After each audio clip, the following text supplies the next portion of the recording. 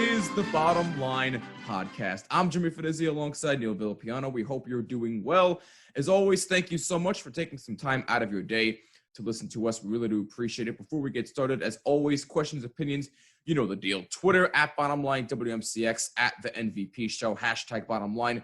Leave a voice message on Anchor, on the app, or anchor.fm, and also leave a like and a comment down below if you are watching on YouTube, and please make sure you subscribe to our YouTube channel as well as on Apple, Google, and Spotify, or wherever you listen to podcasts. Just search for the Bottom Line Podcast, but please include my first name, which is Jimmy. And by the way, Neil, first of all, I should ask you this. How are you doing? It's a brand new week. Yes, it's a brand new week full of sports. I think this is probably one of the first weeks that we've had where we have just a bunch of different things going on. You know, baseball's going on, Stanley Cup playoffs, NBA. I guess I don't know if Major League Soccer. I know they're in the semifinals of their MLS's back tournament. I don't know when they're going to be playing that. Okay. We have a lot to talk about nowadays, which is really good. Yeah. We don't have to make top tens anymore. Well, I mean, unless we absolutely have to, but that's a discussion for another day. But no, yeah, I'm really excited. We actually have stuff to talk about for the first time in 4 months, except Mother Nature may not disagree with us, as it is not pleasant at the Jersey Shore right now. We're under a hurricane warning, unfortunately, but Neil and I are all good. We're safe. We're bunkered down. And if you live in Jersey and if you live on the East Coast and you're experiencing this storm, please, we urge you, be safe, be careful. Don't go anywhere if you don't have to. Just please be careful. I would imagine that now, with obviously we're dealing with COVID-19, this is like a perfect day to really not decide to go out. Yeah, right. I was thinking the same thing. I was thinking the exact same thing. So anyway, before we actually get started, a couple of quick notes here. First of all, if you missed a little announcement that I made about a week ago, we actually made an Instagram page for our podcast. It's under the same handle as our Twitter at BottomLine WMCX. So please go give us a follow on Instagram. It really would mean a lot to us. We have finally decided to cave and join the Instagram world, as much as it pains me, but I'm You're not a big Instagram guy there, Jimmy? Of course, I'm only kidding. The thing with me is I don't post as much on social media as people think I do. The only time I'll really post is for, obviously, this podcast. But on my personal stuff, I don't use it as much as I would like to. But then again, what is there to really post? You know what I mean? Well, I mean, so it's like you do post on Twitter a bunch, so. Well, that's only for, obviously, for this particular podcast. If I'm like retweeting something, if I'm sharing it on a new Instagram page, all that good stuff. Your personal Twitter is like dead. Basically. Yeah, it is pretty much dead at this point. Yeah. But anyway, so make sure you go give us a follow on our brand new Instagram page at BottomLine WMC. You have a trivia question for today? What's that? You have trivia today or no? Teasing it for later, my man. Teasing it for later. No. Don't do it now. Don't do it later. Do it now. Because you said that one time and you forgot. Oh my God! I promise you, this time I am not going to forget. I promise you, it's locked in here. Locked in here. Anybody who's watching or listening, you heard it first. You heard it first. That if you forgot, I promise you, it'll be good. But make sure you go follow us on our new Instagram page at BottomLine WMCX, and also, real quick, a big thank you to those who have left nothing but absolutely positive comments on our last episode that we did with First to 11. It is absolutely going insane.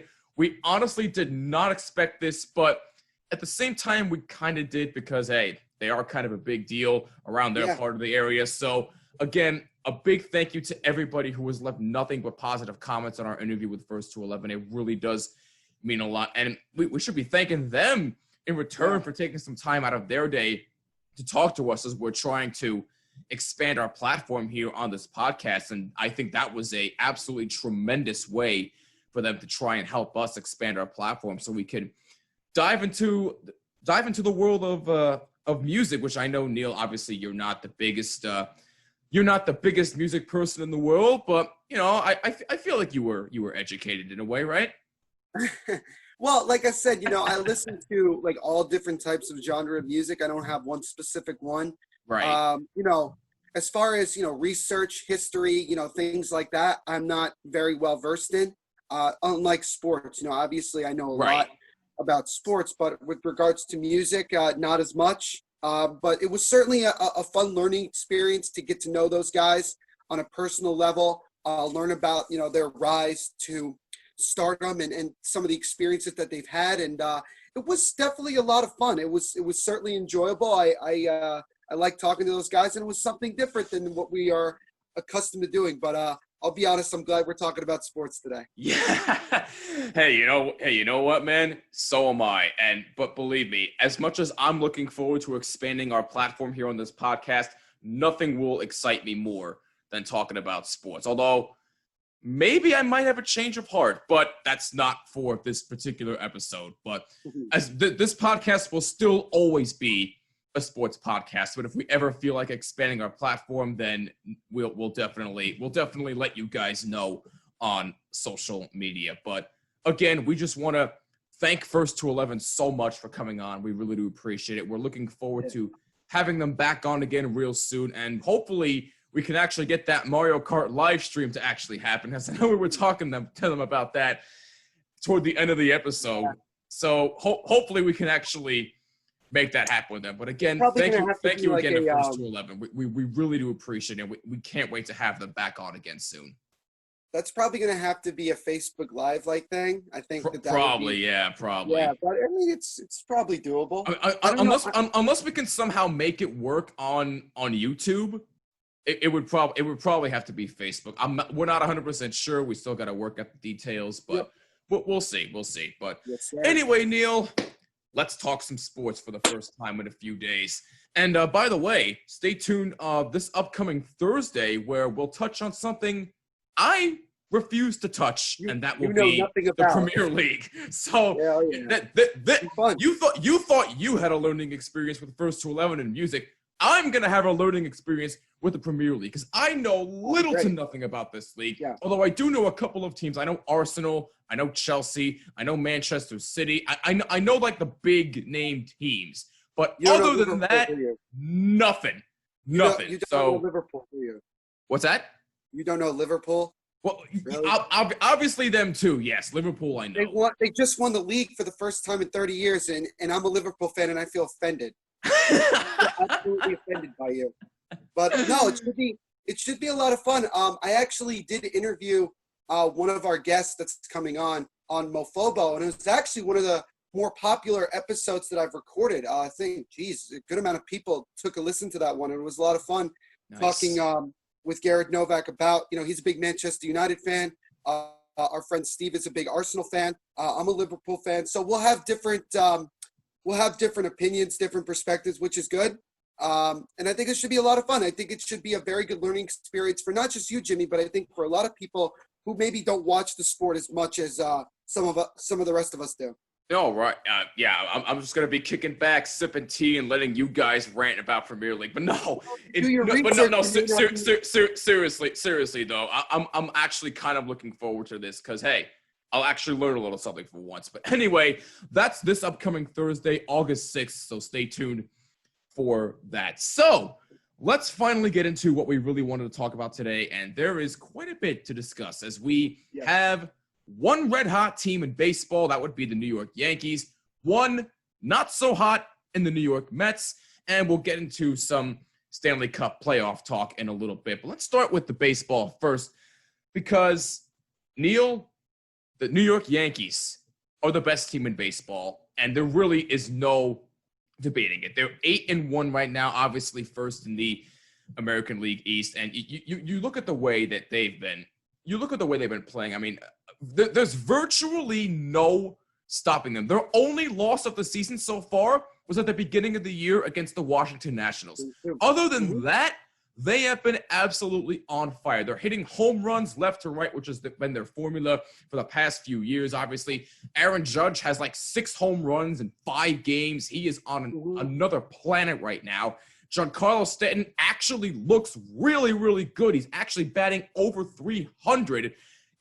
I'm telling you, if Giancarlo Stanton can actually stay healthy, this guy is going to be an absolute monster of a player, and he's been showing it for most of the year so far. I know it's only a few games in, I get that, but so far, Stanton and Judge have been the two biggest players so far. And Gio Urshela, who, when the Yankees got him, I mean, the defense was always there for Gio Urshela, but when the Yankees got him from, what was it, Toronto they got him from? When they got him from Toronto, he was averaging batting in the 220s.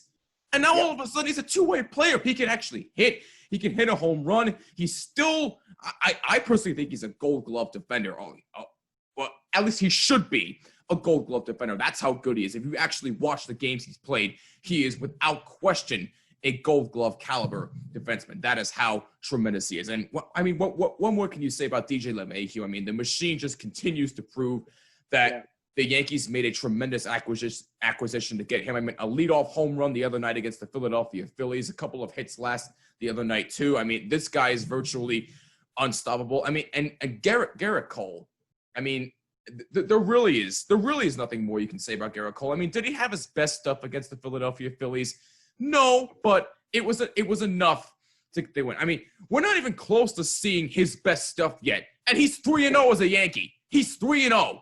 All right, so that just shows you the potential this guy has to be tremendous with the New York Yankees. I mean, I still question their pitching a little bit, although I do feel terrible for, Tommy Kahnle, because he unfortunately has to have Tommy John surgery. I mean, we wish him nothing but the best. Hopefully he recovers very, very nicely. But I guess bottom line for me is I'm loving what I'm seeing from the New York Yankees. I still have questions about their pitching, but their hitting, no questions whatsoever. If they can keep this up, like I said, they're 8-1 right now. Unfortunately, they were supposed to play tonight against the Phillies, but because Mother Nature wants to disagree, that's not going to happen. They're going to play a doubleheader tomorrow night, August 5th, in Philadelphia, and the Yankees are going to be the home team in the first game, and they're going to be the away team in the second game, which I have no idea how that's going to work. But that's a discussion for another day. But bottom line is, I'm loving what I'm seeing from this Yankees team right now, and I really hope that some of their players, as hot as they are, I really hope they can keep this up. Yeah, so do I. I think that, when you look at the expectations going into the season, clearly what you're seeing is what people expected. They expected the Yankees offense to be absolutely kicking the crap out of most opponents. I think when you look at Garrett Cole, it doesn't surprise you that he's had the success that he's had. And like you mentioned, look, we haven't even seen the full, real Garrett Cole just yet. He's still trying to get into full game shape. It's tough in a 60-game season. It goes from being a marathon season to a sprint season. And Garrett Cole has already won his first 3 starts, primarily because he hasn't pitched great, but he's pitched good enough, and his offense backs him up, which is great. Which obviously, if you're a starting pitcher, you're going to end up having a lot of success, because if your team is averaging 5, 6, 7 runs a game, you're going to obviously have a higher chance of winning. Now, with regards to Aaron Judge, look, this kid is unbelievable. I believe this is his walk year. I believe he is a free agent at the end of this year, or his contract after this year. So clearly he's on a mission to prove to the Yankees that he wants to be paid accordingly. He wants to be paid as one of the highest paid players in baseball. Now, the good thing for the Yankees and just in baseball in general is that there is no salary cap. So obviously, if the Yankees want to give him the money that he wants, the Yankees, I'm sure, would have really no problem doing that. Would there be a possibility that Judge could take a little bit less to try to help the Yankees in one way or another? It could very well be that way. If I were him, I would. He could take a deal like Bryce Harper took with the Phillies, where it's not a lot of money, immediately, but over time it builds up. It just gets a little bit of an increase every single year, but it gives the Phillies some space to go out and try to get other talent to help their team. That's what I think the Yankees should try to do similarly with Judge and obviously Glaber, and everything like that. And then you have Giancarlo Stanton, who, not surprisingly, like he does most of the time, is off to a very good start to this season. I thought the first 5 games, I was saying, geez, man, he's on a mission to be American League MVP. And I think that would be very cool because I think he'd be the first player since, I want to say, Eddie Murray, who played for, actually, it might have even been later than that. It might have been Frank Robinson, who played for the Orioles and Reds. Right, yeah. When someone won an MVP in both leagues, which I think would almost guarantee for Stanton a spot in the Hall of Fame. Because I think if you're able to do that, that's something that, it's like that 30 homers, 30 steals type of thing where it's a very difficult thing to achieve in a career. And I think that would be impressive. But can Stanton keep it up? We'll see. He looks like he's kind of cooled down over the last couple of games. So that could definitely show that maybe although he is still getting on base one way or the other. Which is what I keep saying. Anything you can do to get on base, even if it's a hit by pitch, although I don't condone that, but anything to get on base. I don't care if it's a walk, if it's a bunt, if it's a hit by pitch. Again, I don't condone that, but if you can get your on base percentage up, that's also a huge thing.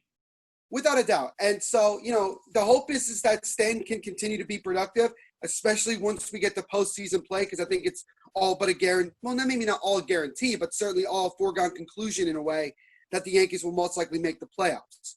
But you look at that team, and you mentioned Gio Urshela. The guy is picking right up where he left off last season. He is doing a phenomenal job with the bat, a great job with the glove. He's just an all-around very good baseball player.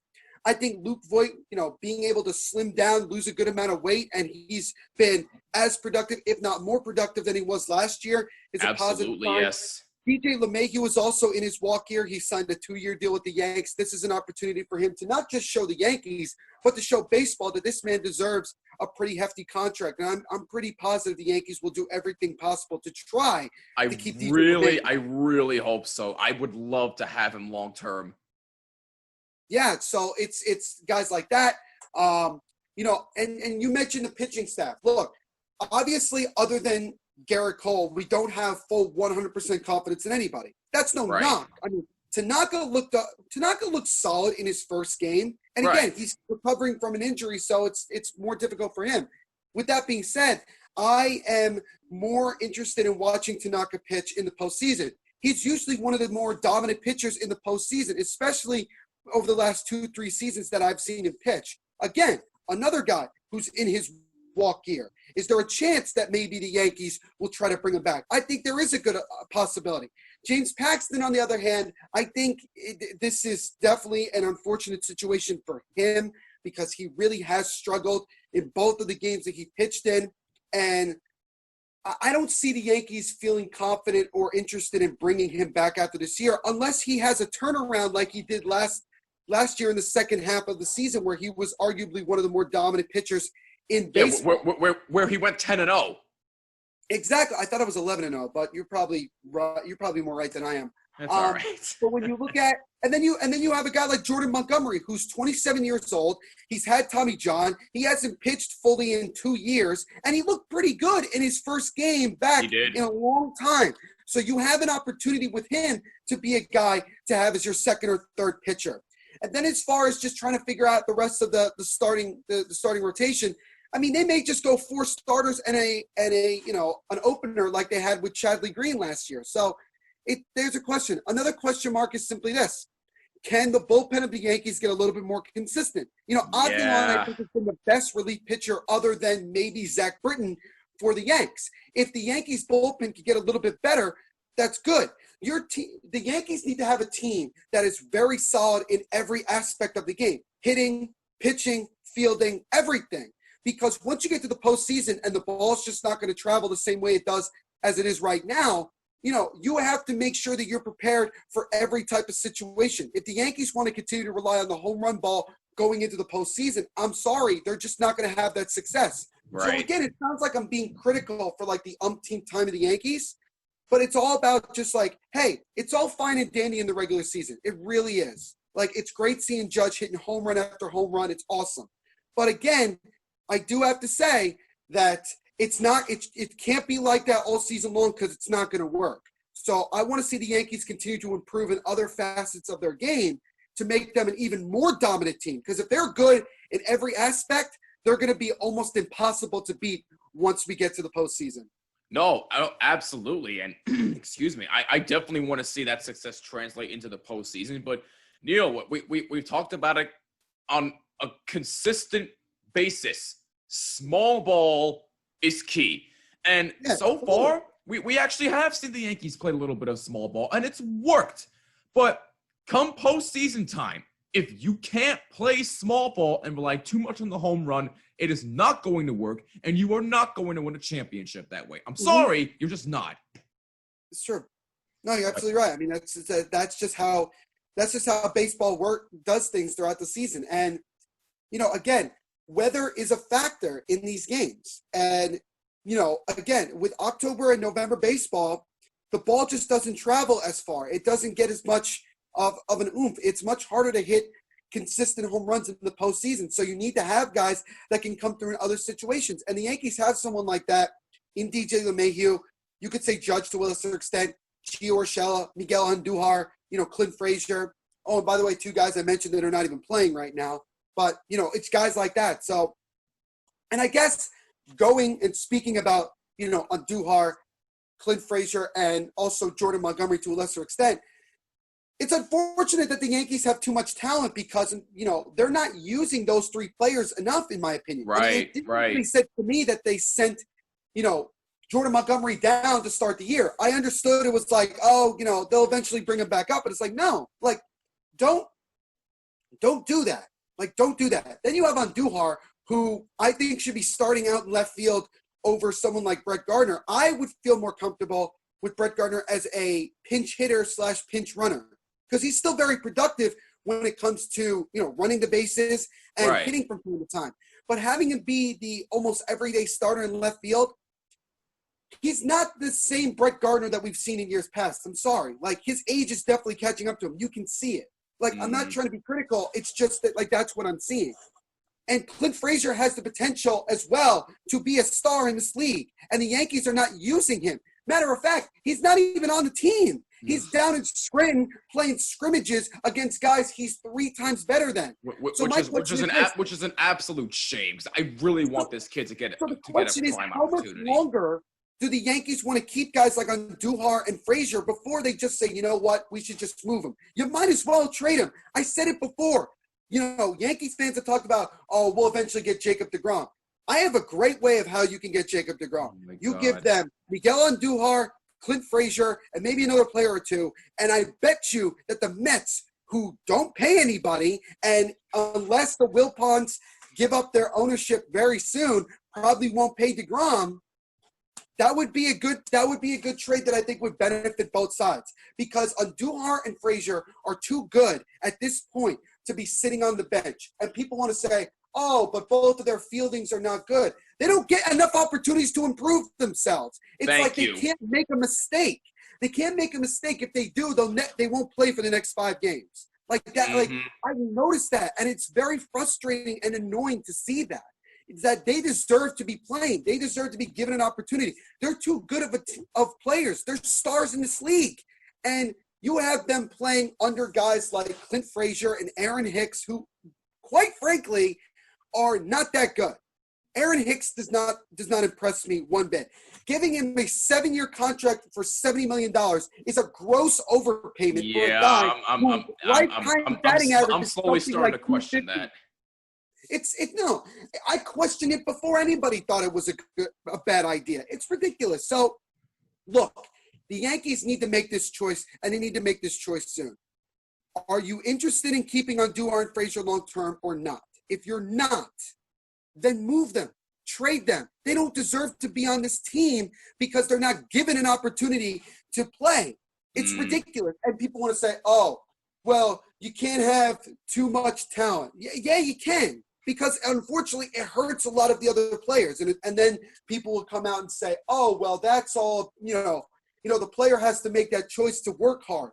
These guys have been working their ass off for several years and have proven time and time again that they're still not getting opportunities. And they're not getting opportunities because they're on the Yankees. Just trade them then. Just trade them. You're wasting your time, their time, everyone's time by keeping them on the bench or down at Scranton.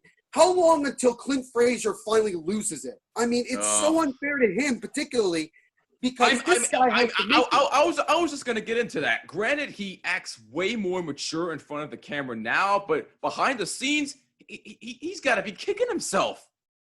Oh, absolutely. I mean, it all goes back to that situation he had a year or two ago when he was criticized for making a couple of errors in one game against the White Sox. He was sent back down and has never been given the opportunity again. And there is definitely a problem between Cashman, Andujar, and Frazier. There's a problem there. Because you can't tell me that why someone like Tyler Wade gets more looks in the lineup than someone like Andujar. Oh, did Tyler Wade do anything last night? No, because he sucks. He has a very poor bat. His fielding is subpar. And his speed, he's not even the fastest guy on the team. So I don't really know what we're doing here. But clearly, the Yankees don't feel as confident and as excited about guys like Andujar and Frazier as they do someone like Aaron Hicks or, to a lesser extent, Gio Urshela, who it's unfortunate for Andujar because Urshela's just been playing really well. So move him to, move Andujar out to the outfield. I know he made a bad mistake against the Red Sox, but he's still learning to play a position he's never played before. Yeah, exactly. So it's a frustrating situation to watch and I want to be able to fully enjoy watching this team have success, but I can't when you have guys that you're grossly overpaying, do nothing, and then you have young players who you're paying a pittance for that are dominating. Yep. So, No. I can't disagree with anything you just said there. You're right, but hopefully they can work things out real soon. But bottom line is, right? Yeah, absolutely. But bottom line is, I love Andujar's bat. I really do. I do too. This guy reminds me so much of Paul O'Neill.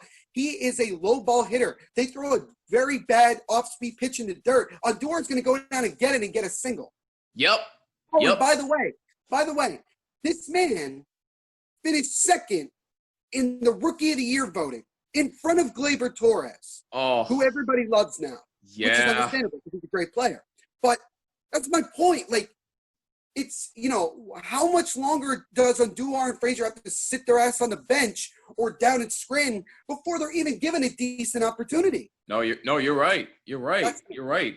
Absolutely. And I really hope things work out with them. I really hope they are given an opportunity. But other than that, though, this Yankee team is still really, really excited. And I'm really looking forward to seeing if they can actually keep this up. Now let's head over to Queens and let's talk about a circus. The New York Mets.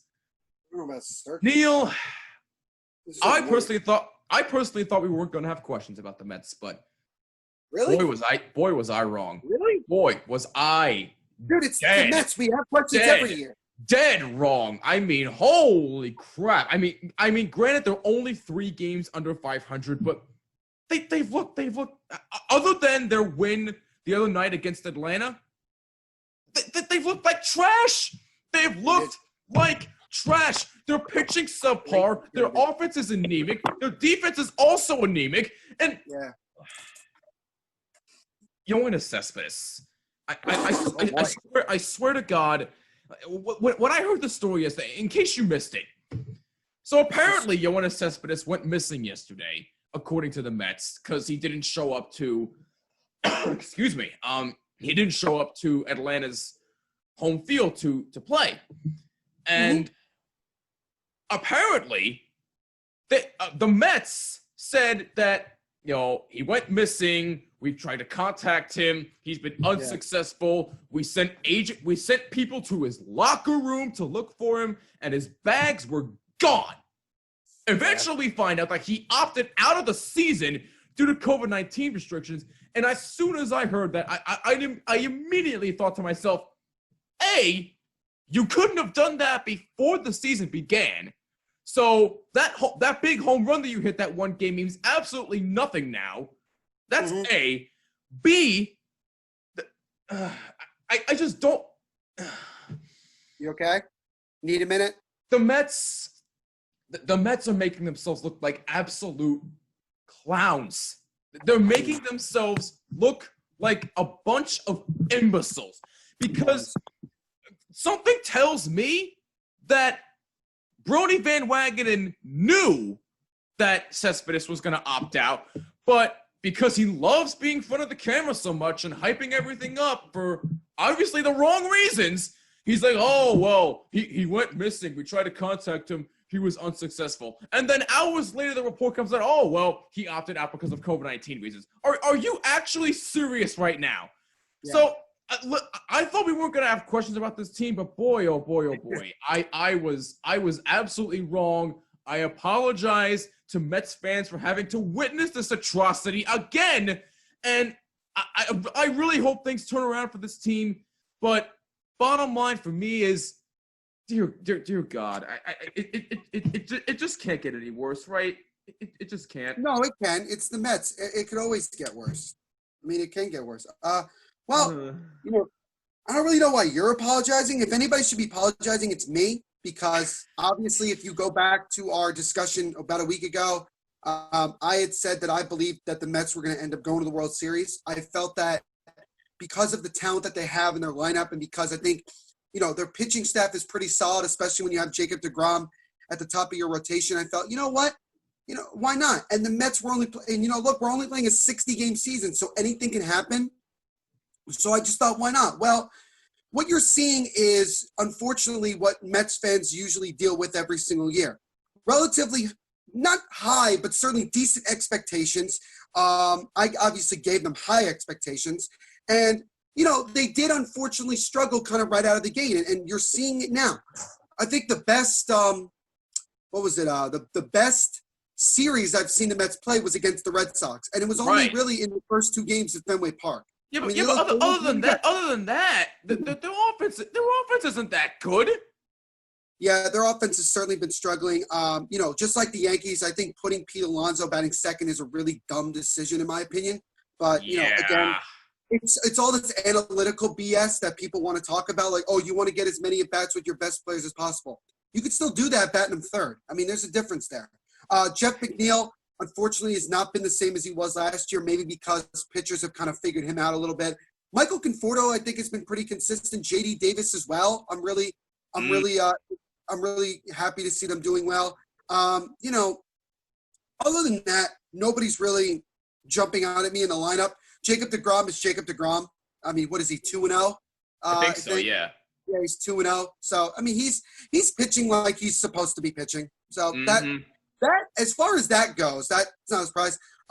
You can't really put a lot of blame right now on Luis Rojas. I mean, look, he came into a situation where he wasn't expected to be the manager going into the season. Right. Then you have the whole thing with Carlos Beltran, and you have to end up making that choice. And Luis Rojas still has a lot to go. And again, it's a 60-game season with a lot of you can't just be patient with this team. You have to be like, hey, you have to be on point from day one or you're going to struggle. And that's what we're seeing right now with the Mets.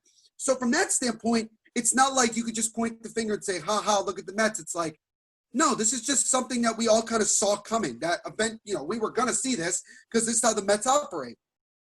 Now let's talk about the Yoenis Cespedes. That's all right. By the way, former Met Jose Reyes, I think announced his retirement a week ago, I want to say. Yes, he did. He retire. So, well, that makes sense. Nobody was really going to pick him up. All the best to him, by the way. Mm-hmm. Absolutely.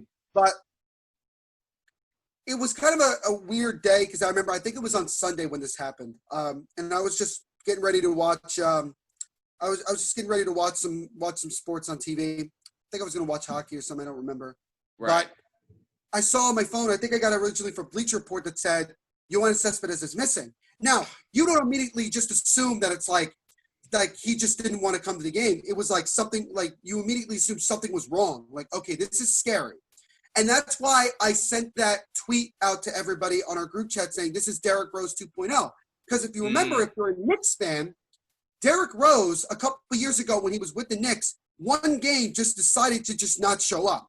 And nobody knew where he was. Nobody could figure out he wasn't answering his phone. And it wasn't until a couple hours later where you found out that he was back in Chicago with his family because I think something was going on in his family at the time, but he never let the Knicks know.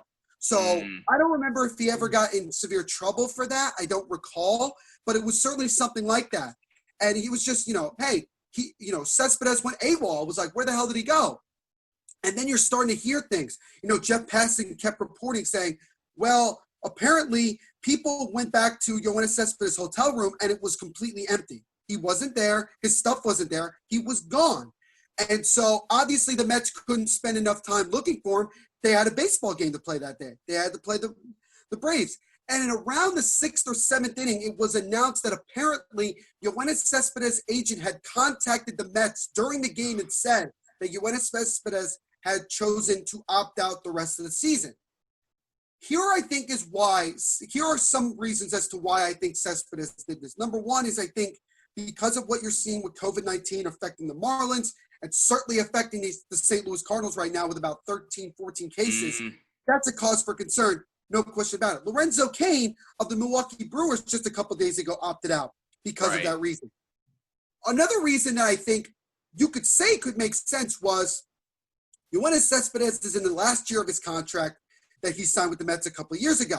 And he does have some incentives for a certain amount of games and at-bats that he gets throughout the season.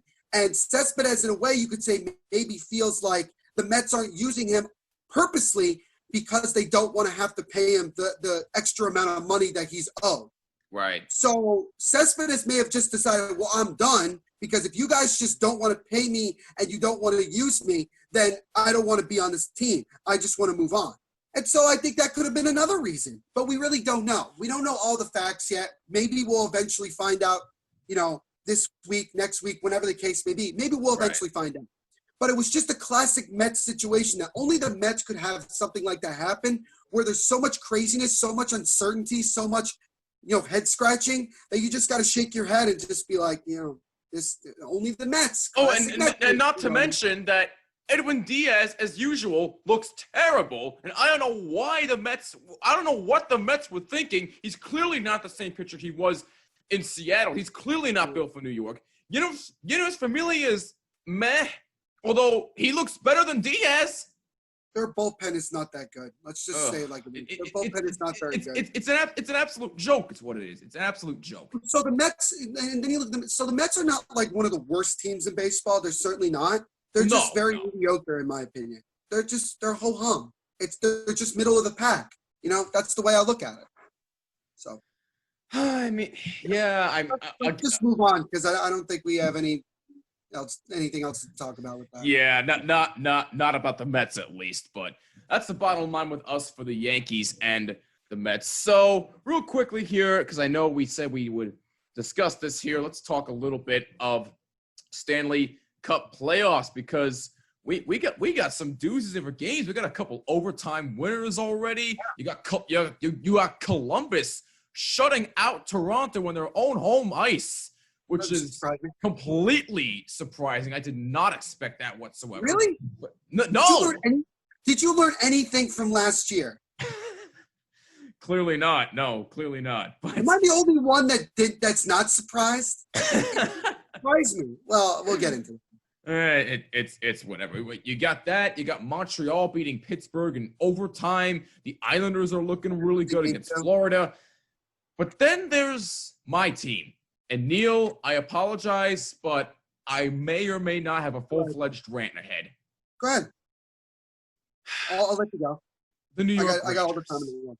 Oh, yeah. Listen. This is a 5-game series against Carolina. All right? Right. 5-game series. They're down 2-0. They play tonight, August 4th. So at the time of this recording, the game will obviously be over depending on when you're listening to this. So as we speak right now, at the time of this recording, they're down 2-0. Tonight is it. Tonight's game 3. And you're the home team. Either you win or you get swept in 3 games. Yep. Now, I understand that this is obviously a young team. They're still trying to retool or whatever the heck management said. Rebuild. But, and I'm just going to say it. They got damn lucky to be in this position in the first place because they were on the outside looking in.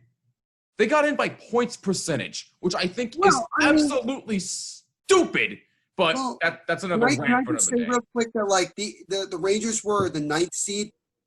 Yes, It wasn't like, look, they're not Montreal. They're not like, oh, they were so far out of it, but because of points percent. No, the Rangers and Islanders were going back and forth for that last spot. So it's Right. not like the Rangers don't deserve. I think the Rangers personally deserve to be here. I think they deserve to be in this position because they were just that close. Well, with the way they're playing right now, they don't act like they deserve to be in there because not only do you go a combined 1 for 10 or 11 on the power play, combined, you have a combined 1 power play goal and 10 or 11 tries, which is atrocious, and that needs to be fixed. Your defense is still subpar around Henrik Lundqvist. Oh, I mean, dear God. Neil, I'm going to hide. Do you see why I did not want this man starting in goal? Do you see why? Because I've been hearing it from Ranger fans. I've been hearing it from Ranger fans all weekend. I don't see what you're seeing. What's that? I don't see what you're seeing because I would say this. Lundqvist is about the most consistent guy on the team right now. Thank you. I just don't understand why there is so much. I don't want to say hate because that's strong. Dislike for this man right now, considering the fact that he's been consistent his entire career. His team has not played for him. His team has not played, and it showed in the series against Carolina. They're down 2-0, not because of Hank. It's not because of him. I mean, but I was going to let listen. Granted, I will admit there were a couple of goals that he should have had. I will say that absolutely. There is no questioning about that. But every goaltender gives up soft goals that they shouldn't. I get that. That's true. But if you really sat down and watched these past 2 games the Rangers have played, you actually saw that Lundqvist was actually decent. Yeah. And as usual, he's playing his ass off. And as usual, his team does not help him. They can't block shots. They're terrible in the power play. Their penalty kills absolutely shot. And they're just being outplayed. I mean, granted, Carolina has the experience. And I think that they sent a message from the get-go to the Rangers saying, hey, we're tired of losing to you. We lost to you 4 times in the regular season. We're coming out with a vengeance against you. And you know what? Carolina has done exactly that so far, and they are on the verge of sweeping the New York Rangers out of the bubble and back to New York. Is that a good look for the New York Rangers with how young this team is? Absolutely not. They need to be better than this. Now, I understand they're young and they're rebuilding. I get that. But Artemi Panarin, a Hart Trophy finalist, has looked subpar. He has looked subpar. Other than the goal he scored the other night, the other day, I should say, he's looked subpar. He hasn't looked that impressive.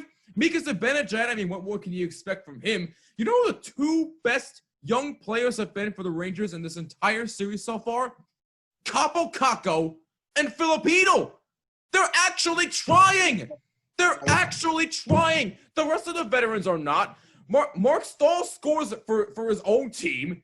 But, I mean, listen. The New York Rangers need to be better than this. I'm sorry. They just do. Again, I know they're young. I know they're rebuilding. You can argue me that until you're blue in the face. But at the end of the day, Henrik Lundqvist needs a better team around him. And understandably, they're still developing. But if the team cannot play well in front of their goaltender, they are not going to win games. And you also cannot win games when you're anemic on the power play and you score a combined, 4 goals in the 2 games? And Carolina's outscoring you up the wazoo? I mean, are you kidding me right now? So, listen, bottom line is, honestly, I'm not getting my hopes up with Game 3. I'm really, really not. Do I hope they win and avoid a sweep? Yes, but I'm really not getting my hopes up that high. But bottom line is, the Rangers have to be 100% better than this, especially with the fact that if they're actually going to start Henrik Lundqvist in Game 3, which I hope to God that they don't. I really hope to God they don't. As much as I love this man, I do not want to hear any more from the Lundqvist hate train. I don't want to hear it. I don't. But bottom line is, I don't know why Shesterkin's unfit to play. I don't know why that is. Unless he got hurt, unless there was something I was missing in that exhibition game against the Islanders, I don't know why he's unfit to play. It doesn't make any bit of sense to me whatsoever. But again, bottom line, the Rangers need to be better, and I fully expect it in Game 3, but I am not getting my hopes up that high. Go ahead. I'm done.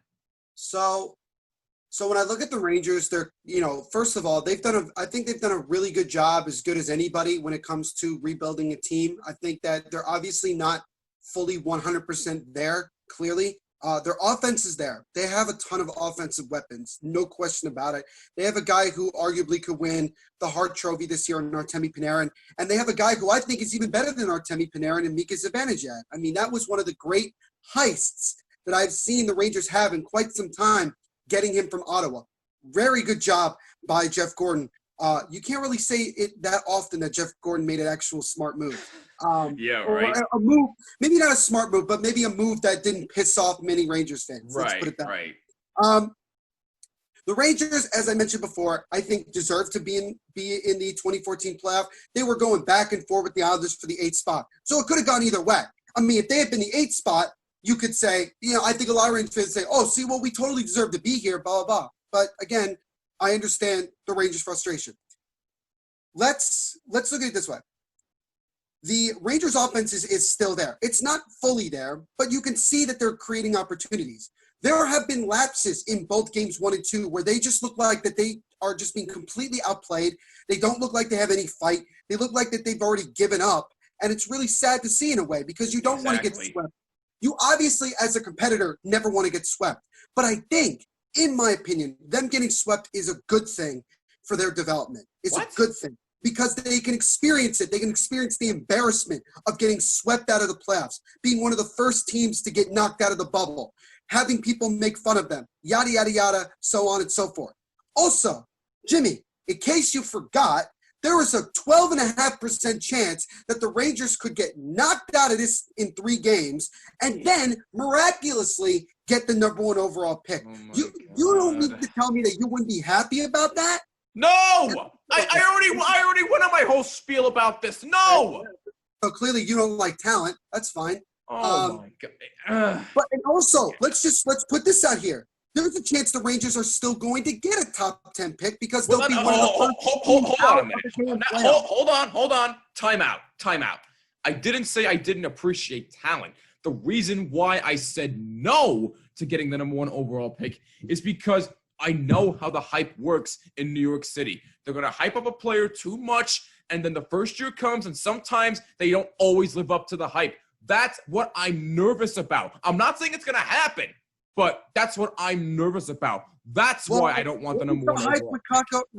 I think people like Capo Caco, and he's been doing fine. It was a number 2 pick.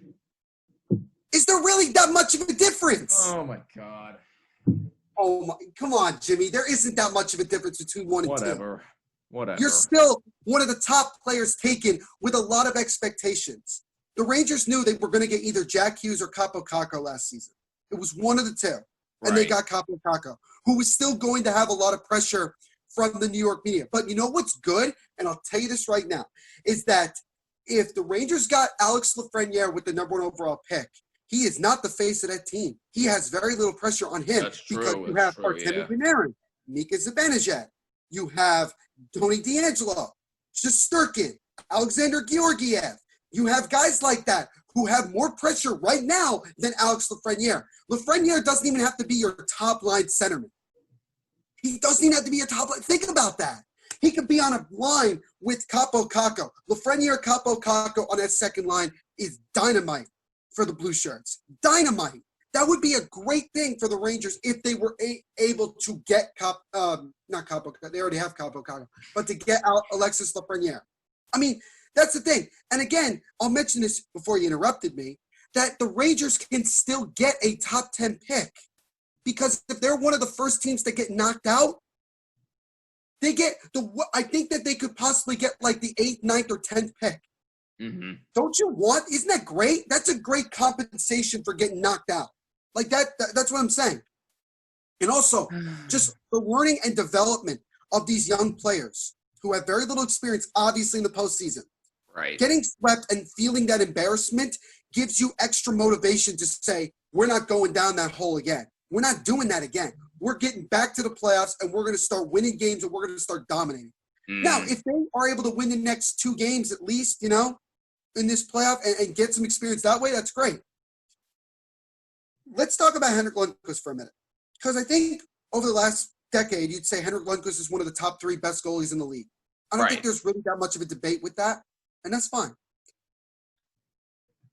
Henrik Lundqvist has a lot to be blamed for, but not fully. And the reason Lundqvist has to be blamed is because he has a no-trade clause in his contract. The Rangers reportedly have tried to ask him to either take a pay cut or be moved because they clearly want to go with Shesterkin and Georgiev. And he said no, he wants to stay and retire a Ranger.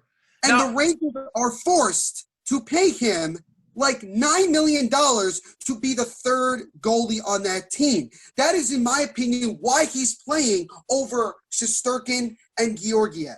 Because they don't want to just be paying him $9 million for him not to play. I don't care about his percentage or record or whatever the hell it is against the Hurricanes. All of that means bupkis once you get to postseason. Thank you. Means bupkis. That I agree with. Now, is Lundqvist horrible in net? No. Has he given up 2 or 3 soft goals? Yes, he has. But their defense is not fully developed. Tony DeAngelo is fighting injuries, so that's not helping. Jacob Trouba has become somewhat of a disappointment. Oh, and let's just say this. I'm going to put this out right now. The Rangers are actually at times worse since Lindy Ruff left. Lindy Ruff was in charge of the defense and power play. And people want to say, oh, Lindy Ruff did such a terrible job with the defense. Well, when you have guys that are not even in their mid-20s still learning to play in the NHL, somehow you're expected to be Norris Trophy defensemen right away? That's a terrible work like that. The Rangers' power play was actually pretty good while Lindy Ruff was there. Now it sucks. 1 for 12? Yep. Are you kidding me? That's a joke. That's actually a joke. So I don't want to hear that.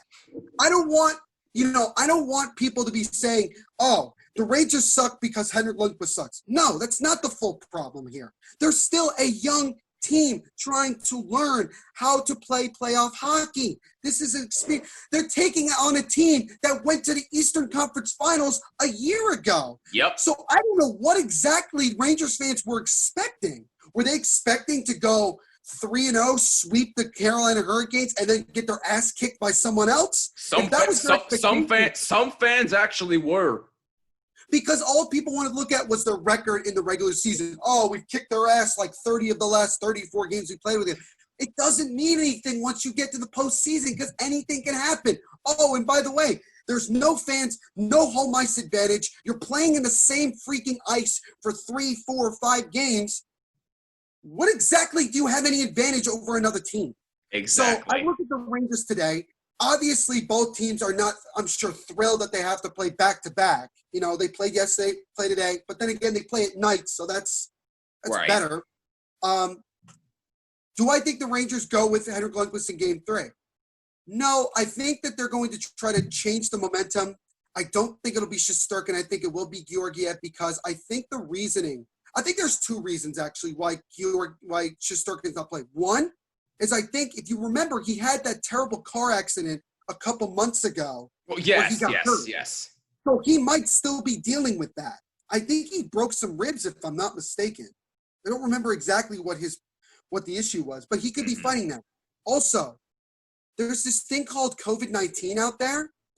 Maybe, just maybe, he might be dealing with something. Maybe. Now, the NHL has said the last 2 times that they've tested, they have no positive cases. I get that.